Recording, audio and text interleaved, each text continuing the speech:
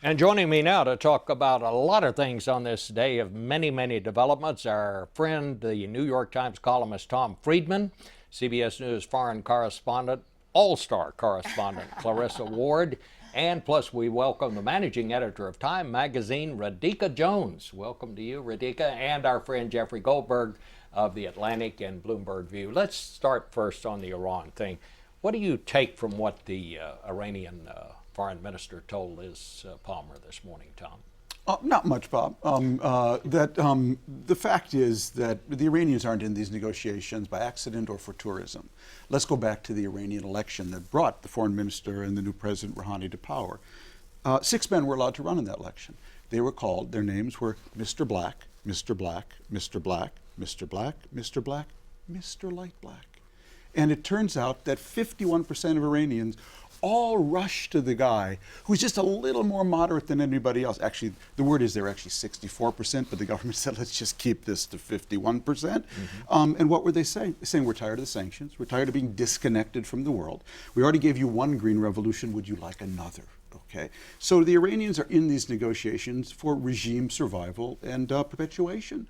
And the fact that we sent them a little signal early on, which is don't think that because we're going to these 6-month negotiations, that it's now green light or yellow light for companies to come back and start breaking the sanctions. They'll be back. They're not there by accident.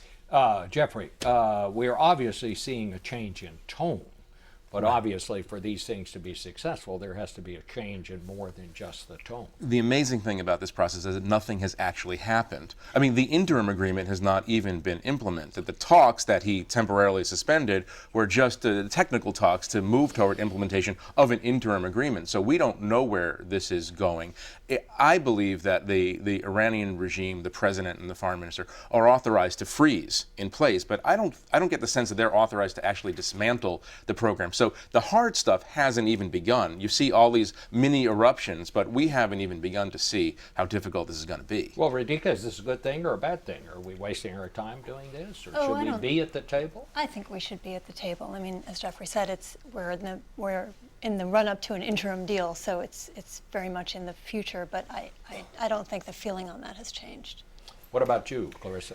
Well, I just would like to see, in the context of this discussion about Iran and this rapprochement, more attention paid to Syria. I know I've become this sort of tedious bore who's constantly talking about Syria, but I would like to see any rapprochement with Iran be based on some kind of action from Iran in terms of reining in President Assad, who they are essentially virtually single-handedly financially and militarily supporting. I think it's essential to see Iran play a more active role in facilitating some type of a peace agreement in Syria.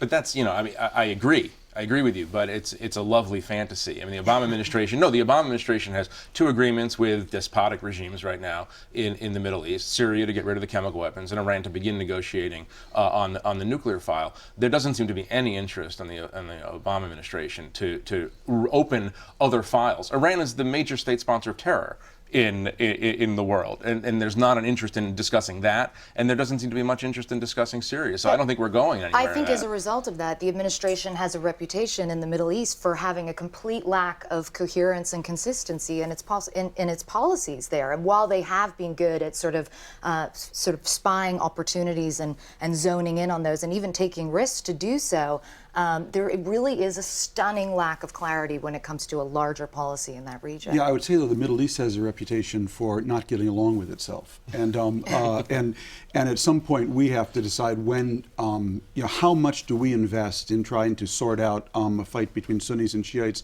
that dates to the 7th century, and how much, having tried this now in Afghanistan and Iraq, do we simply sit back, let this fire burn out, and hopefully come in at a later stage? I think if you want to talk seriously about Syria, you have to talk about an international force that goes in, evicts Assad, controls the border, takes out the bad guys, and tries to build a center. It's a 20-year project. Never going to happen in this climate. Yeah. Well, that's actually what we tried to do in Iraq, is it not? Yeah, it did work out real well. Yeah, well, I think we have a distinct allergy to that kind of state-building exercise. And we tried in Afghanistan. And with good reason. But while this war of attrition is going on and on in Syria, you are seeing the makings of potentially a Somalia on the Mediterranean, which will have ramifications for all of us. But isn't it still the case that it's extremely hard to know who to support in Syria? And Of course. that's And And we have royally screwed the pooch on that front. We gave too little, too late to guys who, quite frankly, didn't have any traction on the ground. And the issue Tom raises is, do you let it burn out? But in the burning, do you get burned yourself? I mean, if large swaths of Syria become al-Qaeda safe havens, then 2016, 2017, we might be talking about having to invade, God forbid, parts of Syria to eradicate al-Qaeda. We've done that one before quite a bit. Well, does anyone think anything is going to come of this? These talks? The Syria talks? Or Well, the Iran they're- talks? There's so many talks that nothing can come from. All of this. Which impossible problem are you talking about, Bob? You can do your show from Geneva for the next 3 years with these talks. No, but do we think these Geneva talks, that in the end something is going to happen here? I would say yes. I do think something is going to happen, but I think it's hard to know how long it will take to see any results from it, if that makes sense. Something will happen if the United States and the Soviet Union decide to get together to make something happen. But that ties back to the Ukraine story, Bob. We decided a decade and a half ago that we thought it was more important to have the Czech Navy, in the NATO alliance than try to build a bridge to the Soviet Union. We opted for NATO expansion over basically trying to build a relationship with a democratic Soviet Union. And that's been not democratic Russia, and that's been the gift that keeps on giving. Okay, look, we are in Ukraine. Look, my heart goes out. I'm with entirely Ukrainians who want a future with the West. I appreciate that, but let's not forget where Ukraine is vis-a-vis the Soviet Union, how we've treated the Soviet Union, and why we have a Putin who finds it wonderful to run against the West and NATO domestically because of something that goes back 15 years ago. So this isn't happening out of in a vacuum. Well, that brings us to John McCain, who's in Ukraine. He's in Kiev this morning. You just heard him. He told the Ukrainian people, he spoke to the demonstrators. He said, "We are for you, and the United States is with you." I think John McCain is with them. I want to check and see how far that extends in the United States. I mean, I think, as Tom said, it's hard.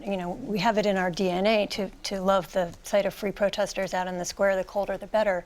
And that's what McCain was talking about. But ultimately, it's really the European Union's fight. It's not the United States' fight. And it's very difficult to imagine a scenario in which the threats that Putin is making about withholding trade agreements and what have you are able to be resisted. We know Putin, he's very irresistible. I think the American people are emotionally with the Ukrainians. I think the Obama administration, like a lot of issues, seems less interested in engaging. I mean, the perfect example is 2009 in Iran, when there was the Green Revolution, and the Obama administration was very hesitant to say, you guys are standing for what we stand for. I think today, I think Senator McCain is on to something. I think that protesters look to America for moral leadership on these issues. Obviously, it's a complicated issue with Russia and the EU, and the EU plays the primary role, but there could be more that the Americans can do to stand up for our values. What do you think, Tom? Do you think John McCain should have gone and talked to the protesters? Yeah, I don't think there's anything wrong with that. I mean, it warms my heart to see us siding, with people who want to build a future, with the West. But this, again, not happening in a vacuum. This is happening in a country that's really screwed up its domestic politics, has been incapable of implementing reforms. Again, when people build statues of liberty and carry them in their Independence Square, I'm a sucker for that as much as anybody else. But ultimately, people, to back it up? Are they willing to and able to back it up? Yeah. I mean, it's not always just about us. Absolutely. And we infantilize them. We're not the only subjects. They are not just objects. What we do or don't do isn't the only thing. And sometimes people look at South Africa. I mean, yes, we were part of that sanctions regime that certainly built pressure. But ultimately, what made the difference? They had a leader who was ready to reach out to the other side and challenge his own base. If there's a theme, for the past couple of weeks, it's that where are the other Mandelas? I mean, Iran, Israel, Palestine, Syria, Ukraine. I mean, it's remarkable how rare a personality he was when you look at leadership in the world today. When you think about what's going on in all these countries, you either have, it seems to be one of three things. You either have an external midwife who comes in and tries to make the transition from authoritarianism to some more democratic pluralistic order. We tried that in Iraq and Afghanistan and largely did not succeed. Or you have a domestic military like Egypt has that maybe can make that transition, maybe not, big question mark there. Or you have a Mandela. But if you have no Mandela, no military, no midwife, you have Syria. You know, I'm really struck by that when you said that, because I've never been one who believed in the tides of history. I think individuals make history, and I think individuals make the difference. And I think the great lesson in Mandela here is for all of us to step back and realize he was a person who led. He was, you know, he wasn't worried about getting a primary opponent. He went out and stood for what he thought was right, and that does make a difference. He challenged his base, Bob. Look at these knuckleheads in the Senate, you know, the Republican side. Now, these guys, are they really worried about agreeing to this minor, you know, budget deal? And they're all, you know, not one of them is a profile in courage in the least, and we're going to lecture Ukrainians on what to do? You know, Bob, something you said just really struck me. You know, everyone makes choices. Bashar al-Assad made a choice to murder his countrymen in order to stay in power. You know, think about the power of personality and character and compare that to Mandela. It's really astonishing. We have to leave it right there. Thank you all so much for really adding some context this morning. We'll be back.